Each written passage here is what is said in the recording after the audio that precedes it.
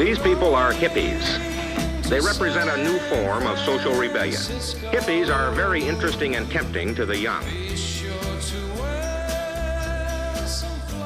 was 1967 in the Haight-Ashbury district of San Francisco.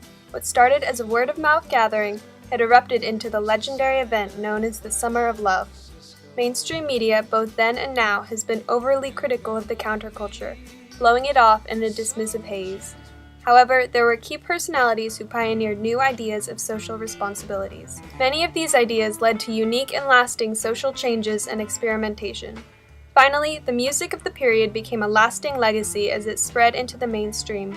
Although tainted with undesirable behavior, the Summer of Love signified a cultural turning point in a nation whose idealistic and unconventional values still persist today.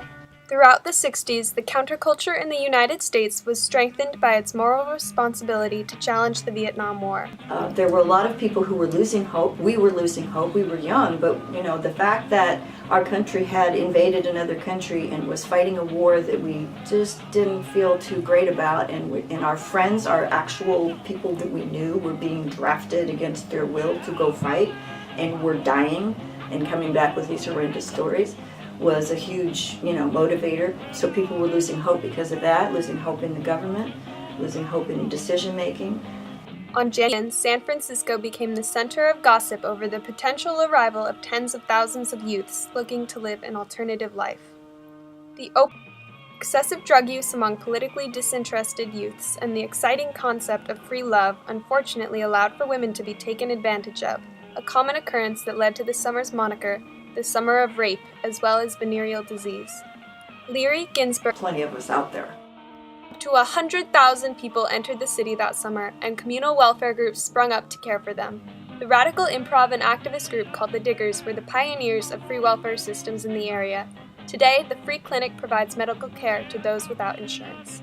Diggers were the political consciousness, the backbone, the spine, the moral compass of the hippie movement. By October 7th, both the media's sensationalism of the summer combined with participants returning home to attend school led the Diggers to hold a mock funeral called the Death of the Hippie. It was a call to action for youths across the nation to spread the revolution across the country.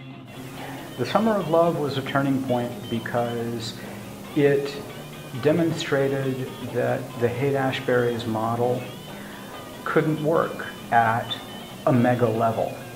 The Haight-Ashbury worked beautifully when there were only a few thousand people involved. The end of the summer prompted some to move to communes to continue practicing their lifestyle. Communal living areas still exist today, preserving the togetherness and altruism that the 60s promoted. Arguably, the most lasting legacy from the Summer of Love was the music that defined it and created the feel-good atmosphere that has influenced countless artists today.